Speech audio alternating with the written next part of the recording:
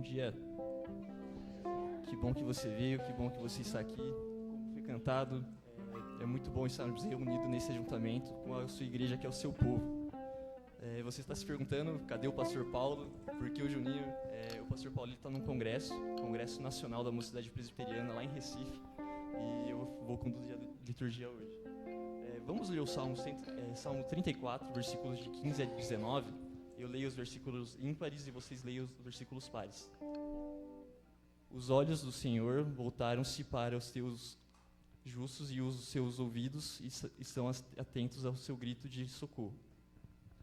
O rosto do Senhor volta-se contra os que praticam o mal, para apagar da terra a memória deles. Os justos clamam ao Senhor e Ele os ouve e os livra de todas as suas tribulações.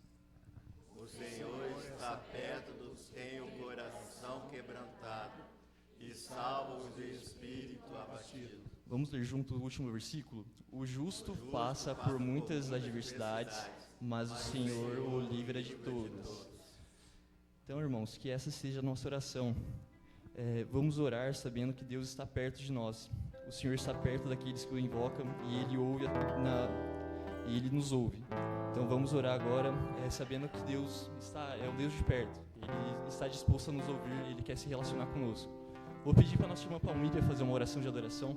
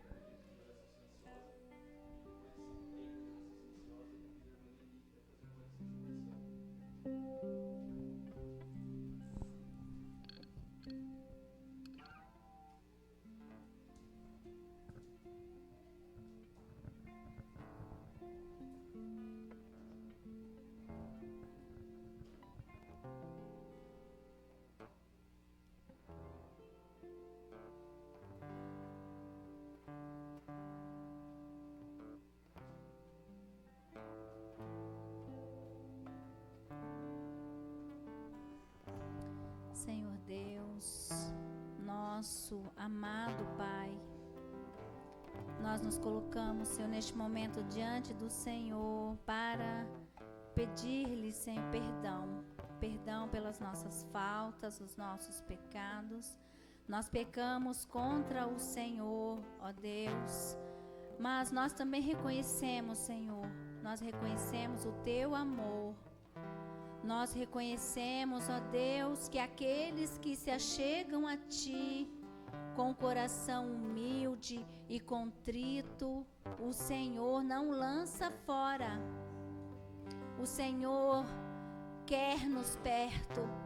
O Senhor quer a Tua igreja perto do Senhor, aos Teus pés. E nós somos imensamente gratos a Ti, Senhor, pelo Teu perdão. Pois contigo está o perdão para que nós sejamos perdoados. Louvado seja o Teu nome, porque o Senhor lança as nossas injustiças, os nossos pecados no abismo. A Tua palavra diz, Senhor, que o Senhor se esquece deles. E nós Te louvamos por isso, Senhor. Nós Te louvamos porque aqueles que se achegam a Ti, o Senhor jamais o abandonará. O Senhor jamais o lançará fora. Por isso eu peço ao Senhor, Deus, que o Senhor lance fora todo o medo que que está no nosso coração, para que nós não venhamos temer o Senhor quando pecarmos, mas nos achegarmos a Ti, com o nosso coração arrependido, com o nosso coração contrito diante do Senhor, humilde, reconhecendo que nós falhamos sim, mas que nós pertencemos a um Deus que nos fez nascer de novo e que nos deu um coração novo e que nos quer perto dele. Ó Deus, em nome de Jesus, tira todo o orgulho do nosso coração, porque também é pecado. Tira toda a soberba do nosso coração, porque também é um pecado. E que nós venhamos viver uma vida humildemente aos teus pés, andando com o Senhor em alegria e contentamento de vida, para a glória do teu nome. Faz isso, Senhor. Faz isso com a tua igreja, com o teu povo que está aqui. Em nome de Jesus. Amém. Todos de pé.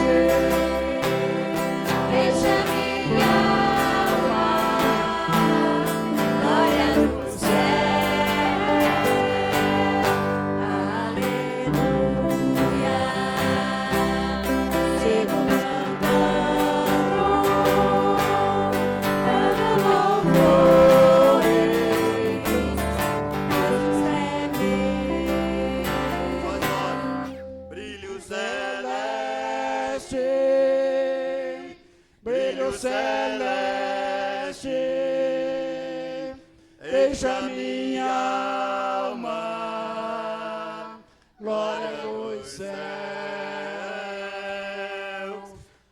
aleluia, sigo cantando, dando louvores, pois Cristo é meu.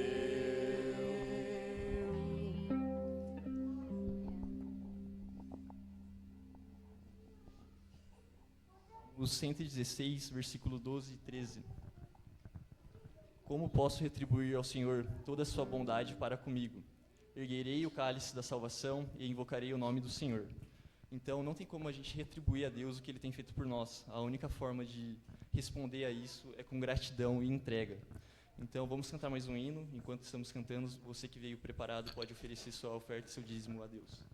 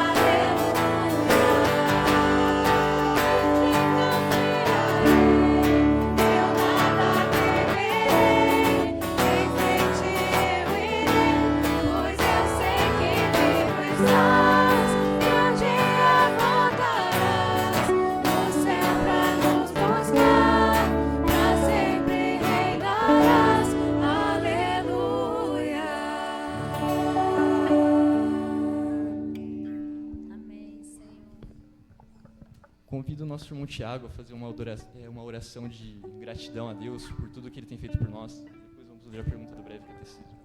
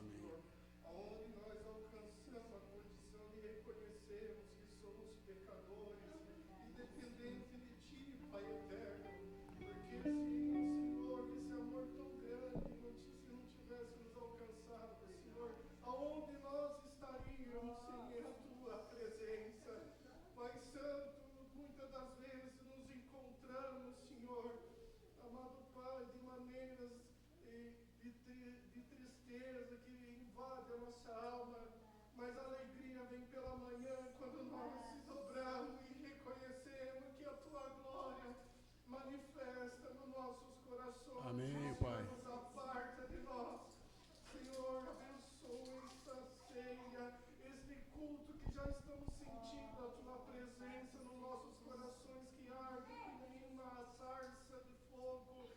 Amado Pai, te agradecemos em tudo, abençoa esses músicos, essa casa de oração, Pai Santo, todos que estamos aqui, Senhor, e aqueles que não puderem estar, Senhor, Pai, encontro de cada um que a Tua presença invade os seus corações, enche de paz, de amor e esperança na Tua presença para a Tua glória. Somos agradecidos em tudo em nome do Senhor Jesus, que vive para sempre. Amém.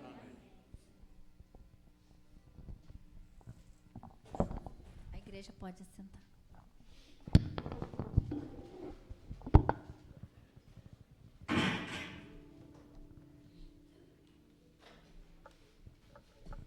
Então, dando sequência à nossa série de perguntas e respostas do livro Breve Catecismo de Westminster, a pergunta número 65 diz: o que proíbe o quinto mandamento?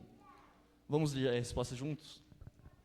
O quinto mandamento proíbe negligenciarmos ou fazermos alguma coisa contra a honra e dever pertencem a cada um em suas diferentes condições e relações. Referência Romanos 13, versículos 7 e 8. Queria chamar agora aqui na frente o presbítero José Carlos para fazer a leitura da nossa agenda semanal e o projeto da reforma. Irmãos, nós temos aqui nossa agenda semanal. Nossa igreja está em festa, né? Nossa, meu coração, estou muito alegre, muito feliz. Nós temos nossa agenda semanal aí na segunda-feira, o artesanato, às 13h30. Nas terça-feira, o encontro de oração, às 19h30 aqui na igreja. Irmãos, a igreja que caminha é a igreja que ora. Nós precisamos de orar. Eu sei que é difícil. Eu, por exemplo, eu não consigo vir por causa de eu tenho um compromisso nesses horários, né? Então, mas se você puder esforçar um pouquinho para participar das reuniões de oração na terça-feira, isso é muito importante. Eu sei que cada um de nós temos as nossas orações em casa, particulares, até comunitária, mas participar das reuniões de orações é algo muito, muito bom, né? Porque nós temos visto Deus agindo no meio do teu povo, né? Nós temos na quarta-feira de pequenos grupos, na casa do nosso irmão Rogério, né? E ali também eles estão estudando ali o livro de Apocalipse, e as informações que eu tenho, eu não fui nenhuma vez, também por motivo de horário. Mas os irmãos que podem participar, a notícia que eu tenho é muito boa, né? Estudar a palavra de Deus sempre é muito bom, né? O servo de Deus só consegue viver nesse mundo, superar as dificuldades, tendo conhecimento da palavra de Deus, vivendo a palavra de Deus. É assim que nós podemos viver rompendo em fé, né? É através da palavra de Deus, das orações. Domingo já é todo mundo já sabe, né? Mas vale relembrar, nós temos a nossa escola dominical e escola dominical de novos membros. E essa é a nossa agenda da nossa igreja. Mais informações, os irmãos aí podem acessar o grupo lá, ou tirar informações com as lideranças, com as nossas lideranças aí, com o pastor também, né? E, irmãos, vai falar da nossa reforma, né? Nossa reforma. Tem reunião das mulheres? Reunião das mulheres também no dia 16 ali, nossa irmã Leni chamando as mulheres para a reunião, tratar de assuntos das mulheres. Nós temos nosso projeto. Irmãos, nosso projeto, eu falo de alegria ali, né, mas, poxa, eu nunca canso de falar, porque a coisa mais importante do servo de Deus é falar daquilo que Deus faz na vida da sua igreja, do seu povo. Né? É bom quando você ora, que você coloca diante de Deus e você vê que Deus agiu, que Deus, né, honrou aquilo que aconteceu, porque nós sentimos a presença de Deus, que Deus aprovou isso. Né? Então, hoje de manhã, você está ali tomando café com os irmãos ali, né, parecia uma coisa impossível, né, e a nossa reforma já está quase 99% concluída, e nós já podemos usufruir desse espaço. E é bom ver o rosto de cada um dos irmãos ali, a alegria do nosso coração, saber que Deus honrou, que Deus continua abençoando todas as pessoas que ajudaram, que colaboraram. Né, o povo de Deus é assim, é a palavra simples, né, de formiguinha, como é que é o trabalho de formiguinha, né, cada um vai colaborando, vai fazendo, né, e isso aí é para o bem-estar da própria comunidade, né, para nós usufruir, receber as pessoas que estão chegando, os novos membros, as visitas que nos atendem, que vêm aqui na igreja, e dão um melhor atendimento, né. Mas, ali está o nosso projeto ali final, dá para conferir ali se está tudo certinho, né? E há um espaço ali que falta ainda colocar os mobiliários ali, mas a gente está chegando lá, vamos chegando, ó. Como é que está ali, ó, beleza. Mas a gente tem ali também, ó, a gente resolveu fazer, aproveitando a reforma, fazer uma almoxarifada aqui na igreja. Já que estava o pedreiro aí e tudo, a gente resolveu fazer um espaço maior. Aí, se você olhar para a parte de cima ali, aparece ali no vidro ali, essa parte do almoxarifado ali. É um espaço a mais que podemos usar para guardar coisas para a igreja ali. Nós chamamos de almoxarifado, né? Mas para isso a gente precisa de continuar com as nossas arrecadações ali. Então, se você pode, se Deus tocar no seu coração, e se você puder, possa contribuir. Nós precisamos de mais R$ 7.500 para a conclusão dessa obra. Né? E vamos caminhando. Assim nós vamos caminhando, né? Na Igreja Presbiteriana da Olaria vai caminhando. Né? Louvado seja Deus por a vida de cada um dos irmãos que contribuíram e continuará contribuindo, com certeza. Se Deus tocar no seu coração. Lembrando, irmãos, que esse recado é mais para os membros da igreja. Se você não se sinta constrangido, mas se você também puder contribuir, pode contribuir, mas a responsabilidade maior é dos membros da igreja. Né? Então é isso aí. Como já foi falado, já o pastor Paulo está viajando, está com a sua esposa no trabalho dos jovens, e Deus continua abençoando a vida deles também, porque o trabalho de Deus é assim, um pouco está aqui, um pouco está lá, um pouco está em casa, um pouco está viajando, um pouco está trabalhando, e é assim. Mas nós não deixamos de ser igreja por fato de não estar aqui. Mas é importante estar aqui. Né? Então, alguns irmãos já conhecem, o pastor Ivan vai trazer a mensagem dessa noite. Para alguns irmãos, convido o pastor Ivan para estar aqui à frente. Deve trazer a mensagem para a gente. Boa parte da igreja já conhece, mas alguns irmãos não conhecem. Para quem não conhece, o pastor Ivan já pastorou essa igreja, já, né, antes do pastor Paulo Júnior. Era o pastor Ivan, que era o pastor dessa igreja. Pessoa muito querida nossa, ter a confiança. E vai trazer a mensagem essa noite e na distribuição da ceia também. Seja bem-vindo, pastor. Que Deus esteja abençoando a sua vida. Eu vou orar para o pastor. Né? Deus, nós oramos agradecidos, Pai, por esses momentos. É bom, Pai, louvar ao teu nome. É bom, Deus, ver o rosto de cada um dos meus irmãos, do teu povo reunido. Pai, em comunhão com o Senhor, oferecendo culto de gratidão e louvor e adoração ao Senhor. Porque o Senhor é o nosso Deus. Deus, o Senhor é tudo para nós. Pai, nós que dependemos do Senhor, nós não somos nada sem o Senhor. Louvado seja teu nome. Mas nós queremos, ó Deus, nesse momento pedir, ó Deus, uma porção maior do Espírito Santo do Senhor sobre a vida do pastor Ivan. Da vida dele, Pai, da sua família, esteja abençoando, Deus, aonde que estiverem. E também o pastor Ivan, Pai, na administração da tua palavra.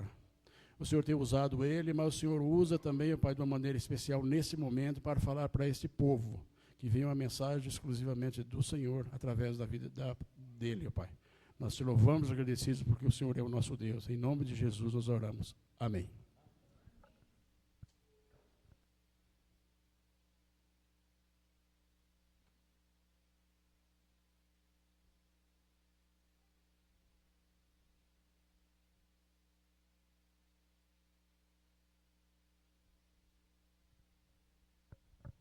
Bom dia, igreja. Estão ouvindo direitinho? Tá bom. Quem é que vai trazer um copo d'água para mim aqui? Não precisa correr também. Por favor.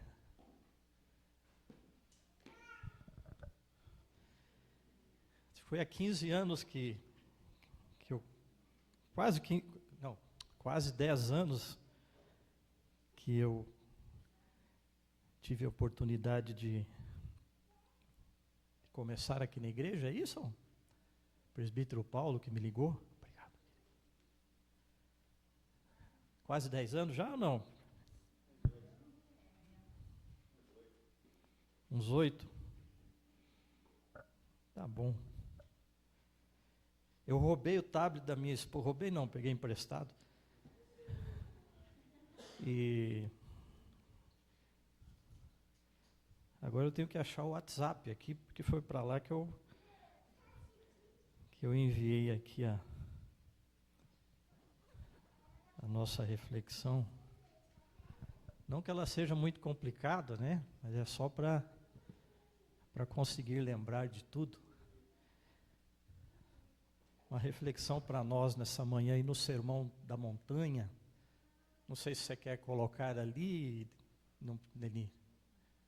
Também não tem necessidade, mas se desejar colocar, o que vocês acham melhor?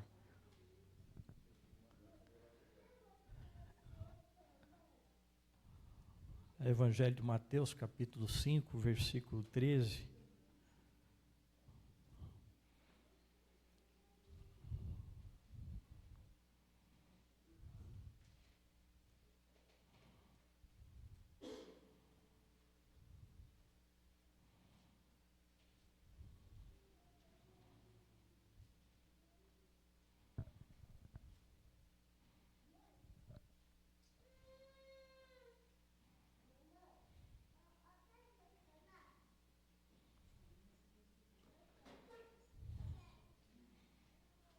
Evangelho de Mateus, capítulo 5. Todos nós conhecemos bastante já o Sermão do Monte, né? Conhecemos mais ou menos? Todos conhecemos aí o chamado de Jesus para que nós sejamos o sal da terra, a luz do mundo. Conhecemos aí o desafio do Senhor Jesus para que a nossa justiça, a nossa caminhada com Deus, a nossa obediência dos mandamentos seja superior àquela obediência dos escribas e dos fariseus, não é? Porque se a nossa obediência, o nosso relacionamento, a nossa história com o Senhor não for diferente da história deles, nós não vamos nem entrar no reino dos céus. E aí o Senhor Jesus facilita tudo porque Ele passa para nós que os nossos mandamentos, né, estão ali no Sermão do Monte. Ele facilita porque Ele diz, olha, não é para você não adulterar, mas na verdade você não deve nem cobiçar. Então Ele facilita sempre, né? Ele não fala somente para a gente não matar, mas Ele diz, olha, você não deve nem irar-se, né? Nem odiar, nem guardar aquele rancor. E Ele ainda coloca que, ao invés de se irar, ao invés de odiar, ao invés de criar um grande conflito, nós devemos amar e abençoar até quem de alguma forma se tornou nosso inimigo. Nós devemos não apenas não mentir, mas a gente precisa ser bem claro, sim, sim, não, não. A gente deve não apenas deixar de amar toda a cultura, todo o tempo presente, todas as paixões, né, desses dias, mas a gente precisa buscar primeiro o reino de Deus.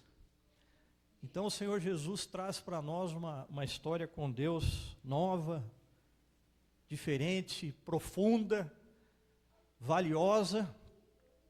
E hoje, que é domingo de ceia, a nossa história está ali. Essa nossa relação do Sermão do Monte, essa nossa caminhada com Deus, está ali, como nós gostamos de dizer, aos pés da cruz. E muitas vezes, se nós não entendemos o que significa viver aos pés da cruz, nós temos a ceia, que é esse ato visível de alimentação com o pão e o suco, que é exatamente a demonstração da cruz nas nossas vidas, na nossa história.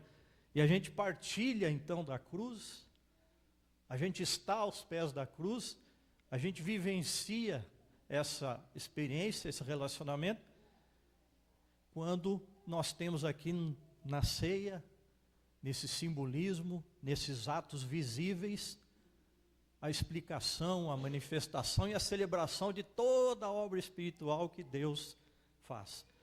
Então, vamos aproveitar para partilhar uma ceia muito verdadeira, para partilhar uma ceia profundamente espiritual, e para que esse momento visível, físico e real, de estarmos juntos aqui, tomando o pão, o corpo de Cristo, tomando o sangue do Senhor Jesus, para que realmente nós possamos estar nesse sermão do monte, nós possamos estar nessa nova aliança. Então eu quero ler para você Evangelho de Mateus, capítulo 5, a partir do verso 13. Vocês são o sal da terra. Mas, se o sal perder o sabor, para que servirá? É possível torná-lo salgado outra vez? Será jogado fora e pisado pelos que passam, pois já não serve para nada. Vocês são a luz do mundo. É impossível esconder uma cidade construída no alto de um monte.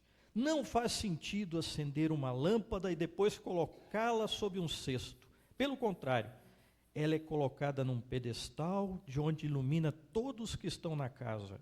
Da mesma forma, suas boas obras devem brilhar, para que todos as vejam e louvem seu Pai que está no céu.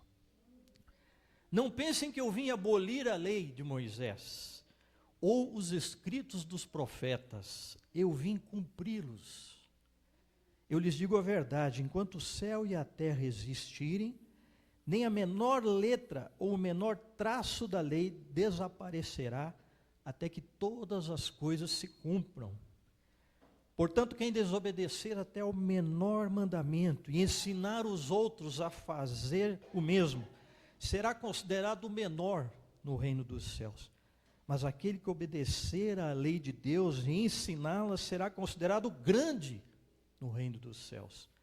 Eu os advirto, a menos que sua justiça supere muito a justiça dos mestres da lei e dos fariseus, vocês jamais entrarão no reino dos céus. E finalizando aqui, no capítulo 6 de Mateus, ainda no Sermão do Monte, o versos 1 a 4. Tenham cuidado, não pratiquem suas boas ações, suas boas obras em público, para serem admirados pelos homens, pois não receberão a recompensa de seu Pai que está no céu. quando ajudarem alguém necessitado, não façam como os hipócritas que tocam trombetas nas sinagogas e nas ruas para serem elogiados pelos outros. Eu lhes digo a verdade, eles não receberão outra recompensa além dessa. Mas quando ajudarem alguém necessitado, não deixem que a mão esquerda saiba o que a direita está fazendo. Deem sua ajuda em segredo, e seu Pai, que observa em segredo, os recompensará.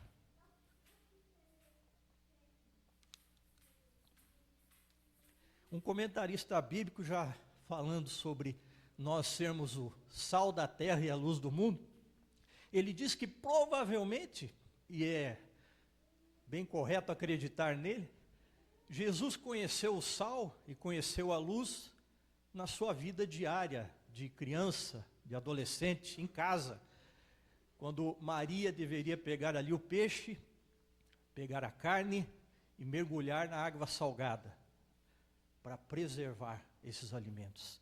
Então Maria deveria fazer isso aí regularmente, e Jesus já observava a importância do sal para a preservação, né, dos alimentos. Jesus também poderia ver Maria, ou quem sabe o pai José, acender a lamparina no final da tarde, né, no início da noite, já colocar aí no local mais adequado da casa. Não dá para saber se a casa de Jesus tinha 2 aposentos ou era um só, né? Talvez tivesse 2 ali, um para os móveis da carpintaria e um outro para a família. Você sabe que lá no primeiro século era bem possível que houvesse um aposento só, inclusive uma cama no canto, e todo mundo dormia naquela cama, né? Era uma cama grande, dormia todo mundo e os bichos junto, né? Não posso falar muito porque o meu cachorrinho dorme na cama comigo, e com a minha esposa também, né? Então a gente trouxe esse costume aí do primeiro século agora, né? Bota cachorro pequeno para dormir na cama, né? É, seu Faustinho? Não, né? Tá certo. Esse é um homem mais sério, né? Por isso que o Senhor Jesus conta daquela parábola do amigo inoportuno, né? Do amigo chato, que vai de madrugada lá pedir alguma coisa.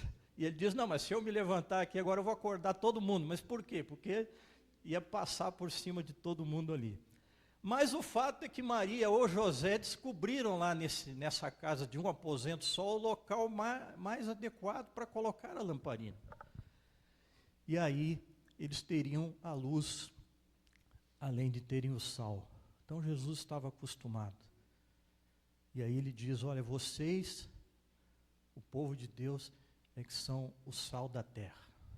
Vocês precisam preservar a terra. Mas para isso vocês precisam reter aí o sabor.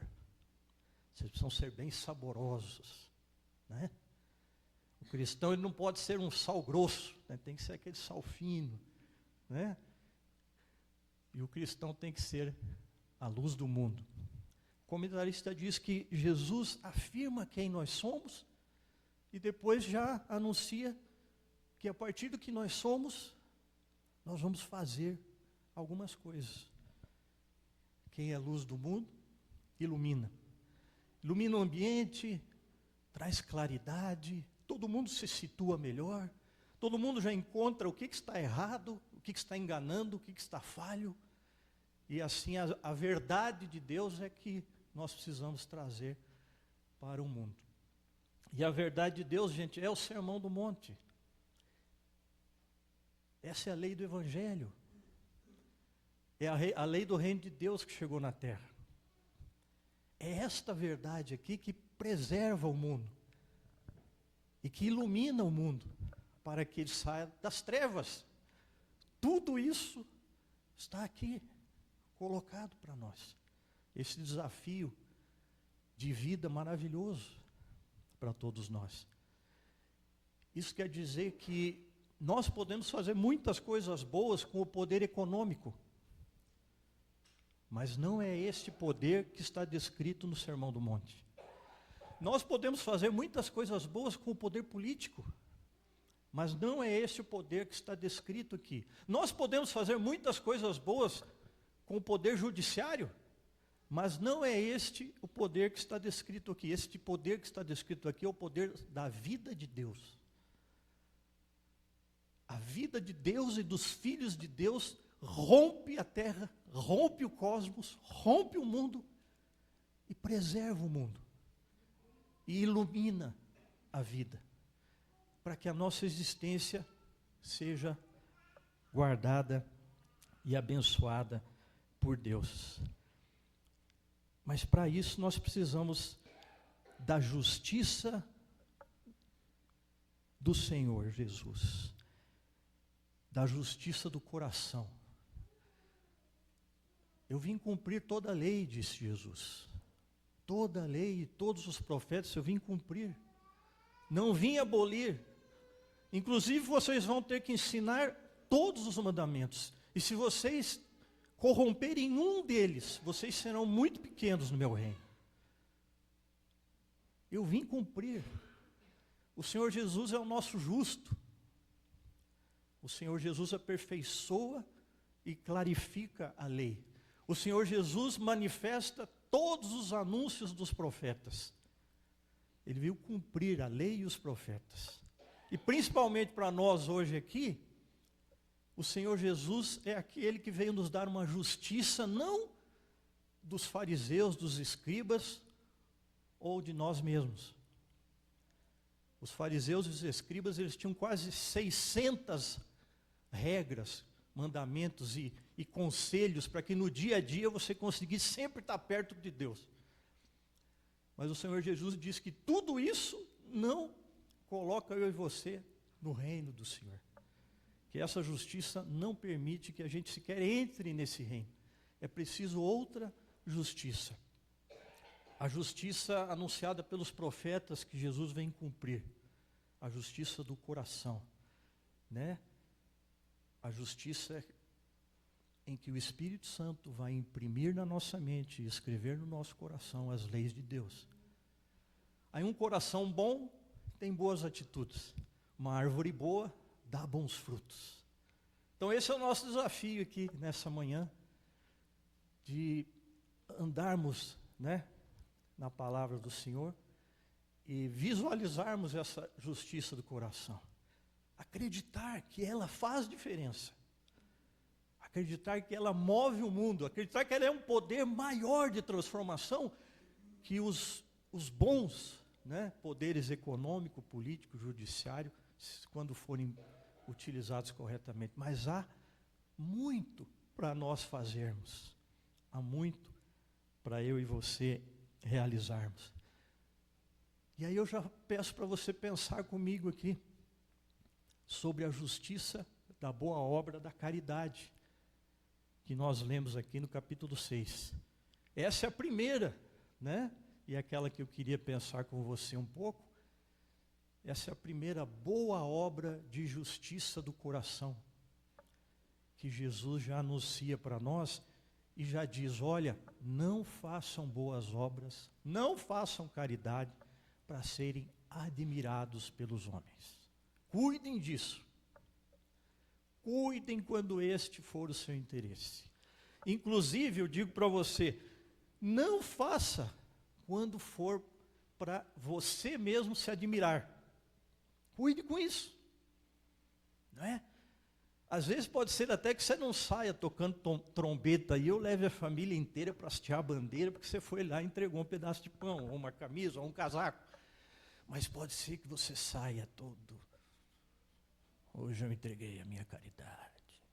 Não é? Quem sabe você até faz uma selfie com o morador de rua. Né? De vez em quando eu converso com os moradores de rua. E você sabe que os moradores de rua, eles dizem que a melhor cidade para ser morador de rua é Curitiba. Né? Porque eles têm tudo aqui. Eles têm aqui na rua o que eles não têm em casa nas outras cidades do Brasil. Então nós precisamos aprender a cuidar dessa gente. Não é? Você sabe como é que a gente cuida de um morador de rua? Não dando nada para ele na rua. Leva ele para um lugar certo para ele receber. A Igreja Presbiteriana do Capão da Embuia e a Igreja Presbiteriana Central, toda terça-feira à noite, distribuem o jantar ali no armazém solidário atrás da rodoviária, ali no viaduto do Jardim Botânico ali. E elas distribuem ali. Aliás, todo dia tem jantar lá, e sábado e domingo tem café, almoço e jantar. Né? Então, toda vez que eu vejo um morador de rua, daí eu chego para ele, converso um pouco, pergunto como é que foi.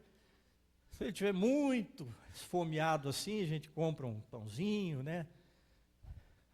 Deus tocou meu coração para eu ficar com muita compaixão de cãozinho de rua, né? Cachorro abandonado. E todo cachorro abandonado tem um morador de rua que é abandonado junto com ele. Né? Então, acho que Deus está fazendo isso assim: Ivan, eu vou te levar para os moradores de rua, mas como você é meio metido, então você vai ficar mais assim, afetuoso com os cães e cuida dos moradores. Né? Vou mostrar para você que você ama até os cães, mas precisa amar mais a minha gente aí, amar os meus humanos, né? Mas aí a gente vai lá, conversa, compra uma ração, dá um pão, e eu já digo para eles, olha, é o seguinte, toda terça-feira nós estamos entregando lá, aí você vai, você recebe, você pode até ser cadastrado, se você precisar de uma república para passar a noite, se você precisar de uma casa de recuperação, se você precisar de atendimento psicológico, tudo começa lá. Então faça isso, aprenda a fazer isso. Você pode até doar alimentos, né, para a igreja do Capão da Embuia, para a igreja central, que eles vão distribuir, vão preparar bonito. Não é? E envie todos os moradores de rua para lá, porque rua é lugar de abuso.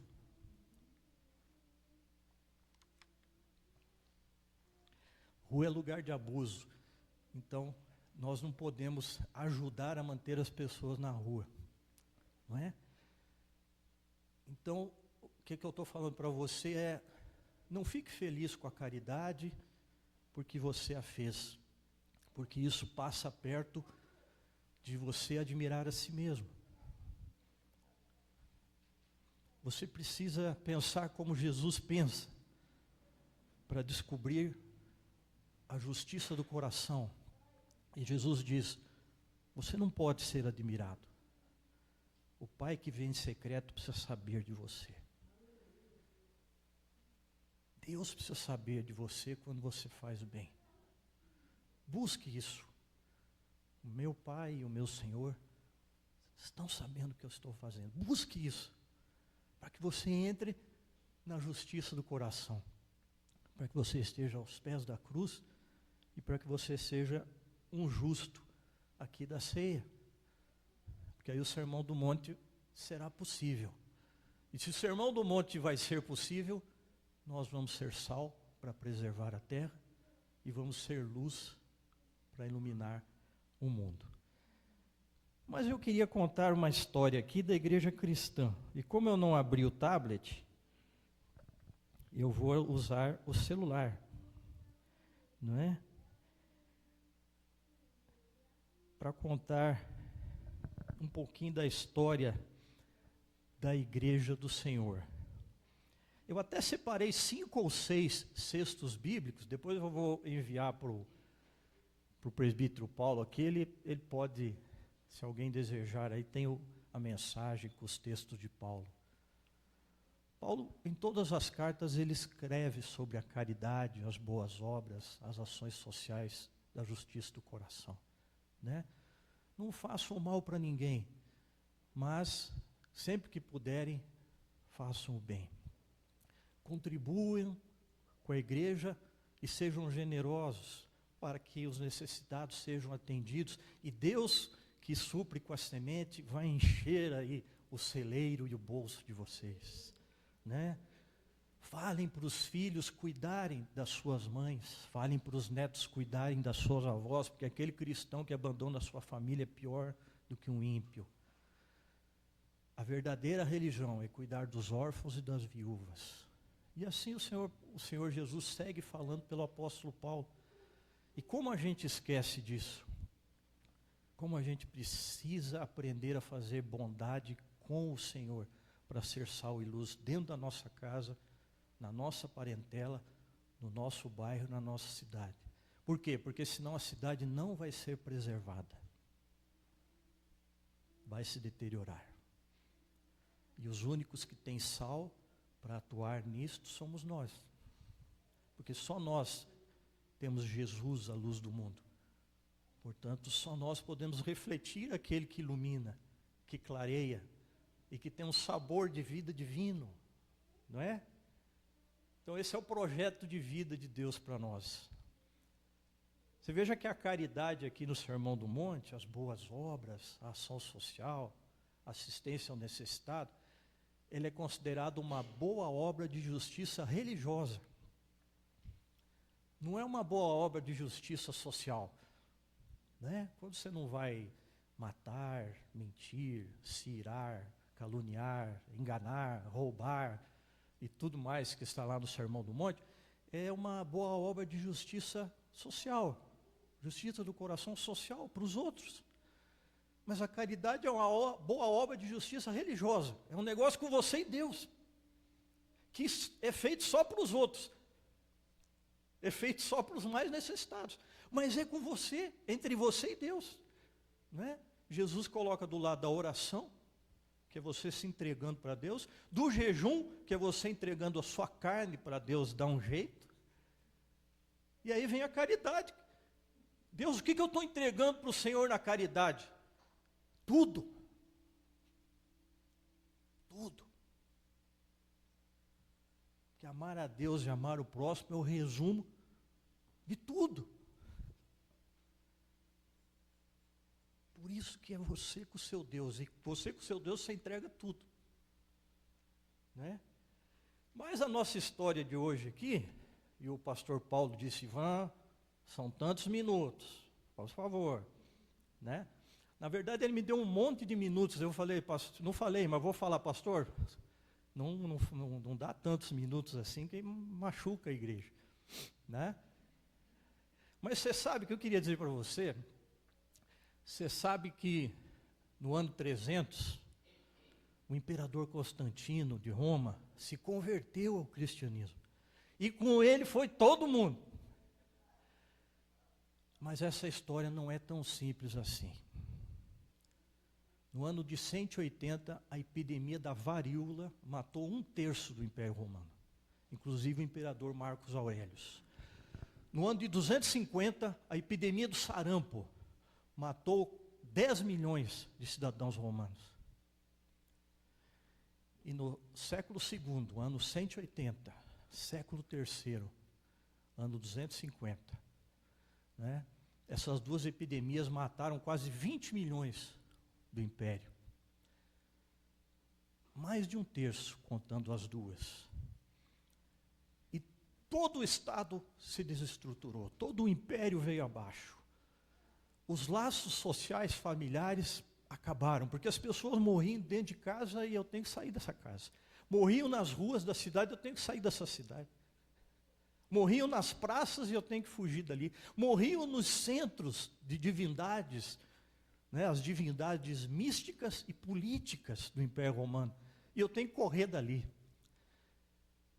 E tudo era o acaso, tudo era sorte, não havia significado para nada, só a mortandade, e acabaram-se os laços sociais.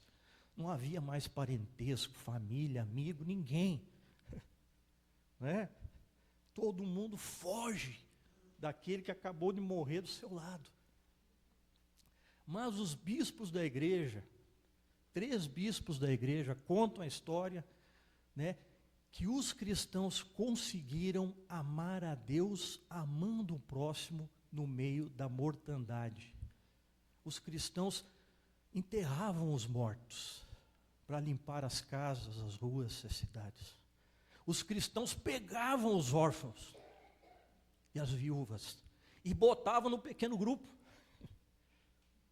Botavam num pequeno grupo lá, né? Eles já estavam acostumados com os órfãos e as viúvas. Então, mais um órfão e mais uma viúva não é problema para quem já está acostumado. Não é assim, gente? Quando a gente é acostumado a cuidar dos parentes, dos familiares, Aí às vezes aparece lá um primo perdido, aparece alguém que ficou sem eira nem beira, e a gente, não, junta aí, arranja um empreguinho ali, faz não sei o quê, faz um quarto lá atrás, né? Tem aquele nome bonito, né? Edícula.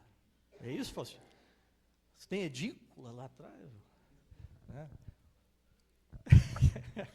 Faustino e a Aparecida, eles ficam reformando a casa, cada vez que eu vou lá tem um quarto novo lá. Né? Falei, mas que família grande? Falei, não, a família não é grande, mas o coração é, né? Então tem a edícula para fazer tudo isso aí. Então ele conta que os cristãos abraçaram essas pessoas. Os cristãos sofreram com elas. Os cristãos acreditavam que o Senhor estava fazendo algo na história. Os cristãos tinham esperança para a vida eterna. E eles não tinham respostas, mas eles tinham explicação de que aquilo significava algo. E o significado era: eu fui chamado para amar a Deus amando o próximo, para preservar como sal e para clarear alguma verdade nas trevas da epidemia. E foi assim que o Império Romano virou cristão em 350. Não foi por causa do imperador Constantino. Que no século I, no século II, no século III, os cristãos eram perseguidos, martirizados, mortos, queimados, crucificados, entregues aos leões. Não é? E não foi porque o imperador resolveu acordar diferente que tudo isso mudou. Foi porque Deus entrou na história, mas ele entrou através dos seus filhos. Né? Eu lembro lá na igreja do Guabirutuba, quando nós começamos lá na década de 90, como de repente, eu tremo assim porque faz uns 40 anos já, viu? Não tem nada diferente acontecendo. Né? Ó, que coisa, rapaz. Mas aí na década de 90, lá no Guabirutuba, a gente resolveu sair uns sábados de manhã lá pelo bairro para fazer boas obras. E aí os irmãos assim, mas o que nós vamos fazer, pastor? Eu falei, olha, vamos dar uma olhada primeiro aí, o que o pessoal precisa. Aí o povo é sem vergonha, né? A gente mandou uns bilhetes assim, o que você precisa que faça? Aí o pessoal respondeu, vem cortar grama, lavar a louça. Falei, bom, já vamos lá, né? Aí nós juntamos o pessoal e, né, foiçadeira, tesoura, máquina de cortar, pano de prato, detergente, e por aí vai. E a gente saiu pela casa, né? Saiu pelo bairro, parava lá, aqui tem grama, começa a cortar. E aqui não sei o quê. E aí entrava lá uma senhora viúva sozinha, não, vamos lavar a louça dela. E o pessoal, mas por que vocês estão fazendo isso? Da hora que vocês estão fazendo isso? Não, estamos fazendo porque nós somos da Igreja de Jesus e nós viemos fazer aqui. Né? Quem traz um copo d'água para um pastor jamais perderá o galardão. Né, Faustino?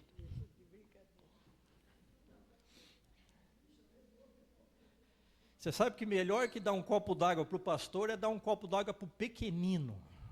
É verdade, porque o Faustino vai ter o mesmo galardão que eu. Né? Mas quem dá para um pequenino jamais perderá o galardão. Né? Então, é melhor ainda. Mas aí nós saímos no sábado lá, e foi interessante tudo isso. Semana retrasada, o pastor Paulo Camargo, com o presbítero Paulo Henrique, estavam lá na palestra da revitalização de igreja, com alguns pastores, e tinha o pastor Ricardo Agreste, lá de Campinas, né, que tem tentado mover aí um olhar diferente que a igreja aqui já tem. Né? E o pastor Ricardo contou o seguinte, que um domingo de manhã ele fechou a igreja. Colocou todo mundo lá na porta e falou, agora nós vamos sair daqui para 2, 3, 4 lugares que precisam da gente. Ele não falou que lugares eram estes, né? Podia ser o Instituto Vodurvina aqui, que a igreja já tem um carinho especial. Podia ser algumas casas de viúvas, de órfãos. Podia ser alguma instituição, não sei, podia ser uma escola. Mas a verdade é que naquela manhã eles saíram todos, né, para algum lugar. E o pastor Ricardo disse que naquela semana, né, eles foram muito comentados, dentro e fora da igreja por isto. E até pessoas que ligavam para ele e diziam, na próxima você me convida para eu ir. Não eram pessoas da igreja, mas eram pessoas que estavam precisando de luz, estavam precisando de significado, estavam precisando dar um sentido para a sua vida. e não sabiam direito como fazer, né? E aí elas veem um ajuntamento ali, um grupo de pessoas fazendo o bem, né? E aí elas querem participar. Então tudo isso aí, queridos, é sal e luz, né? Mas e como é que nós participamos de tudo isso, né? Como é que a gente realmente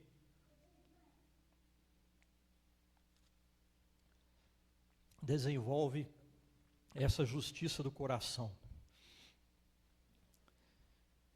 Com 3 atitudes. Meditação na palavra. É preciso entender o que o Senhor está falando e acreditar. Então, tudo que eu falei para você hoje, se está na Bíblia, se foi bem explicado, e se é o que o Senhor Jesus falou, você precisa acreditar. Nós precisamos acreditar que quando nós ajudamos o necessitado, fazemos boas obras de caridade, nós estamos fazendo algo para o nosso Deus, para o nosso Pai. E é isso que Ele quer que a gente faça para Ele, né? E que essa é uma justiça do coração. Essa não é uma atividade que eu consigo fazer sozinho. Eu preciso estar aos pés da cruz, eu preciso da ceia, eu preciso de Deus. Eu não vou achar na minha história essa boa obra. Eu não vou achar em mim mesmo, eu não vou recuperá-la, fazê-la maior somente comigo mesmo. Eu preciso da justiça do coração, né? Que me leva para a segunda atitude. Quando eu medito na palavra do Senhor, eu tenho que acreditar. E aí a segunda atitude é orar a palavra. Eu preciso gastar um tempo e dizer: Deus, eu sei que é isso, agora o Senhor escreve aqui, imprime aqui. Eu venho aqui em espírito e em verdade. Eu venho aqui com sinceridade e com o íntimo do meu ser. Então eu venho aqui dizer: ó Deus, eu não quero simplesmente não mentir, mas eu não quero mais falsear, eu não quero enganar, eu não quero dizer sim, não, não, sim. Me dá um espírito convicto, né? Senhor, eu não quero simplesmente perdoar, eu quero conviver de novo. Eu preciso estar disponível, né? Não, aquele irmão eu perdoei, mas nunca mais vi. Né? Já pensou se Deus fizesse assim com a gente? Eu estava morto. Morto mesmo. Eu não me aguento. Como dizia o pastor Caio Fábio, lá nos anos 90, quando ele era cristão ainda, agora ele ficou louco. Né? O que tem de pastor ficando louco aí, por isso que o Senhor Jesus é o melhor do que qualquer pastor, né? Às vezes a gente se apega a pastor, presbítero, sei lá, pregador, né? Mas cuidado, né? Porque depois o rapaz fica louco. Mas enquanto o Caio Fábio não era louco, ele escreveu a história dele, uma história danada, cheia de coisa complicada, né? E aí o pessoal: nossa, pastor, o senhor se abriu aí, né? Falando das suas trevas. Ele falou: me abri nada. Só Deus sabe quem eu sou. Eu não me abri nada. Eu contei 10 causos aí. Eu tenho 20 desses por dia para o Senhor. Eu tenho que chegar por aí e dizer: Deus, que desejo é esse? Que ideia é essa? Que vontade é essa? Meu Deus, me livra disso. Né? Eu estava morto, se não fosse a graça do Senhor. E eu preciso da graça do Senhor toda manhã, né? O hábito do cristão é a confissão, né? A roupa do cristão é a confissão. Confesse para ser curado.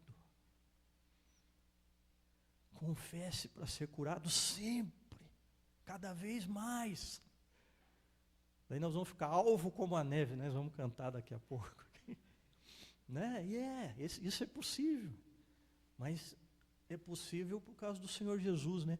Em espírito e em verdade, no interior e com sinceridade. Entrega o teu coração e pede a Deus: Deus, purifica, limpa, arranca isso. Não é possível que eu esteja magoado com meu filho. Não é possível que eu fique magoado com a minha esposa porque ela acendeu a luz da cozinha na hora errada. Outro dia meu filho entrou na cozinha, eu estava lá, ele saiu, eu falei, meu filho, o que é isso, meu filho? Eu gosto de comer sozinho. Eu falei, você vai comer sozinho aonde? Então? Mas é a idade dele, né? Sei lá, 2 homens se encontrando na casa, né?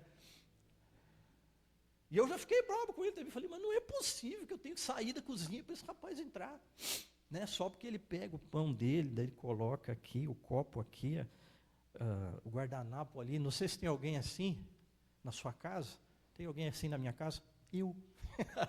Sou eu. Né? Aí a minha esposa, você tá irritado? Eu falei, fiquei um pouco. Né? É você. Ela falou, imagina eu que tenho 2 aqui dentro. Né? Que quando entra, para de fazer o que está fazendo. Ela falou, eu falei, mas eu paro? Ela falou, para. Eu falei, não, mas eu paro para te dar atenção. Ela falou, nem sempre. Né? Você para porque você não gosta de alguém junto com você quando você está fazendo alguma coisa, seja se alimentando, assistindo alguma coisa, pensando. Né? Como a gente é desgranado, né? Desgraçado, sei lá. Mas eu fiquei magoado com meu filho, e daqui a pouco, no 3º dia, eu já estava irritado, e no 4º aquilo já ia ficar sei lá o quê. Né? Porque quando eu pensei assim, em jogar um prato na cabeça dele, eu falei, opa, já a mágoa está se tornando irritação quase raivosa. Né? Só porque mais uma vez ele entra e quer que eu saia da cozinha. Ele não quer assim muito, mas um pouco. Né? Então essas coisas vão dominando a gente, se a gente não confessar, não sai. Não sai. Né? E aqui eu estou falando de coisas tão pequenas, né? Mas você precisa entrar lá e orar a palavra para que Deus escreva no seu coração, imprima na sua mente. E depois você precisa praticar. Meditar, orar e praticar. Entra na cozinha e fica lá quando teu filho está lá, senta lá, fica quieto lá. Mas o que eu vou fazer? Fique quieto lá. A minha esposa, acho que lá em casa ela é meio Espírito Santo, assim, né? Porque ela fala essas coisas assim. Né? O Espírito Santo fica, não saia daí. Mas eu vou ficar aqui em silêncio, para que vale isso? Você está junto. É que nem Deus em silêncio, Ele está sempre junto. Às vezes você não deixa Ele falar, mas, né? Então são essas, né, questões aí. Você sabe que o reino de Deus, eu entendo que o reino de Deus é assim. O reino de Deus que chegou no mundo, que está no meio de nós, e nós estamos nele. O Senhor Deus, Ele governa uma situação, governa um certo momento, né? Ele governa fisicamente mesmo, mas a partir de dentro de nós. Aí o Senhor Jesus é aquele que nesse governo de Deus, onde a gente está, onde a gente chegou, é aquele que mostra o que fazer. Né? A gente medita ali, descobre o que fazer. E o Espírito Santo é aquele universitário para quem você pede ajuda, assim, né? E o que eu faço aqui? Fica aí. Fique aí em silêncio e põe um sorriso nessa matraca. Né? Que alguma coisa boa vai sair na sua casa hoje. Né? Melhor do que aquela onde cada um no seu canto, um já é irritado, o outro magoado, o outro guardando não sei o quê. Né? Todos os dias o nosso coração pecaminoso vai guardar algo ruim. Mas todos os dias a graça do Senhor pode limpar o coração, fazer ele bom, e dele vai sair uma coisa boa. Aí você dá um pouquinho de sabor, salga, ilumina um pouco, preserva e clareia a situação. Não é? E tudo isso, gente, está aqui. Toda essa boa obra, toda essa nossa história, essa nossa relação com Deus para sermos transformados, ela está aqui, na justiça do coração. O justo que toma o lugar do injusto. O justo que cumpre a lei e os profetas e traz a aliança, o relacionamento. O justo que convida eu e você para sermos justos pela fé. O justo viverá pela fé. O justo vai andar com Deus pela fé. O justo vai se relacionar com Deus pela fé. O justo vai viver com Deus pela fé. Que fé? Na cruz, no pão e no cálice. na fé de que o Senhor Jesus morreu e carregou os teus pecados. Que o Senhor Jesus ressuscitou e oferece para você a filiação, o ser filho de Deus. E que agora Ele envia da parte do Pai o Espírito Santo. E você vive com Deus e o Espírito Santo vai transformando você em filho de Deus. Pronto, essa é a nossa história. Ela está aqui, gente. Que história é essa, gente? Este é o meu corpo que foi dado por vós. Tomai e comei. O Senhor Jesus entra com o corpo e nós entramos com o coração. Essa é a justiça do coração. Este é o cálice de uma nova aliança. Tem que cuidar aqui, porque senão vai derramar tudo. Né? Ô, louco. Este é o cálice de uma nova aliança. O Senhor Jesus entra com o sangue e nós entramos com o coração. Então nós vamos partilhar agora desse ato visível, físico, deixado por Jesus, para anunciar a morte dele por nós, até que ele volte. Para anunciar a justiça do coração ao mundo, até que o justo juiz volte. Para anunciar a salvação dos homens, o sal e a luz de Deus na terra, até que o rei Jesus volte. O rei segue conquistando gente, porque esse é o reino dele. Nós somos os conquistados dele. Né? Eu procuro sempre agradecer a Deus, né? E dizer obrigado, Senhor, porque o Senhor me libertou da terra da condenação do Egito. Lá eu era condenado pelos meus pecados toda manhã, mas agora o Senhor me tirou de lá. E aqui eu sou perdoado pela tua graça.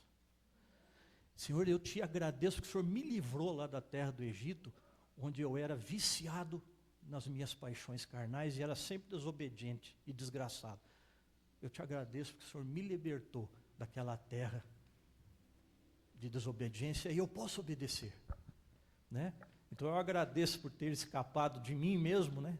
O grande faraó do Egito aqui e viver aqui no pão e no cálice do Senhor Jesus. Nós estamos meditando nessa palavra. O Senhor Jesus disse: este é o meu corpo dado por vós. Tomai e comei. É um ato físico, ele alimenta a gente. Nós vamos tomar juntos. É muito simples. Mas nós guardamos aqui as palavras do Senhor Jesus. Ele diz: este é o meu corpo dado por vocês. Se comprometam comigo e entregue o coração. Faça isso com sinceridade, no íntimo. Creia. E o Espírito Santo de Deus que está no meio de nós vai ministrar. Tome o cálice. Quando o Senhor Jesus diz: esse é o meu sangue, ele foi derramado por vocês, a minha vida foi derramada. Tomem e bebam. Essa é uma nova aliança. O Senhor Jesus que está falando. É o Senhor Jesus de Nazaré que está falando. E Ele está no meio de nós, espiritualmente, ministrando como rei aqui a ceia dos salvos. E o anúncio do reino de Deus e da nossa salvação. Tome e beba do cálice com essa busca. E você vai experimentar hoje. Como já experimentou e ainda vai. A ceia espiritual do Senhor Jesus acontecendo aqui no meio da gente. No meio da igreja, no meio desse lugar. Porque é hoje que nós andamos com Deus assim. Não é? Nós vamos entoar um hino. Vamos cantar. Vamos celebrar. Vamos meditar nas verdades do Senhor. Vamos nos unir em adoração cantada. Os nossos presbíteros, os nossos irmãos servos da igreja vão levar até você o pão e o cálice, e você segura o pão, segura o cálice, e depois que todos tiverem recebido, nós vamos tomar juntos, no mesmo momento, diante do Senhor Jesus, e nós vamos fazer isso para Ele. Ele vai ver que você está tomando o pão do Senhor Jesus e dizendo: eu quero. É Ele que enviou o seu Filho amado em que Ele tem prazer, que vai ver que você pegou o cálice de Jesus de Nazaré e disse: está aqui, esse é o meu cálice. E ele vai ver todos nós, né? Vamos entoar esse hino, vamos ficar de pé, entoando o hino, e você vai recebendo o corpo de Cristo, o sangue do Senhor Jesus. Pedir aos nossos queridos irmãos, o Isaías e o irmão Faustino, que venham aqui para poder oferecer aos irmãos. Senhor, esta é a sua mesa, nós a dedicamos em nome de Jesus a Ti. Abençoa esses alimentos e manifesta sobre eles o mover da Tua graça, porque nós nos alegramos em celebrar a nossa salvação, a morte do justo, até que Ele volte.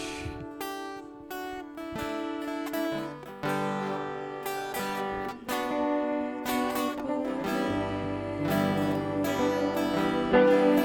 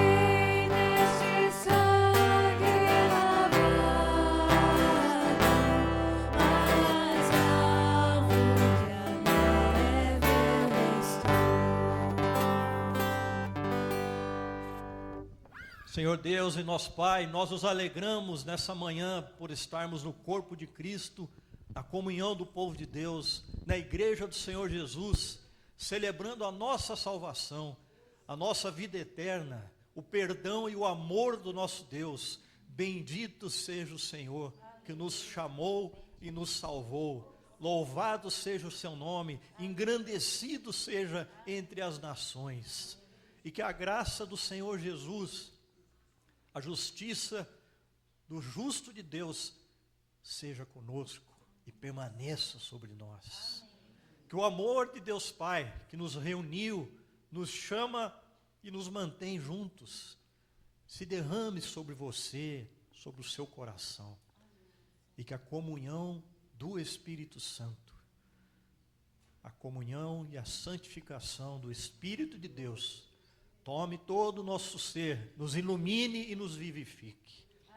Que assim, a bênção de Deus Pai, a bênção do Deus Filho e a bênção do Deus Espírito Santo seja sobre você, sobre esta igreja e sobre toda a igreja do Senhor Jesus na terra, agora e para sempre. Amém. Amém.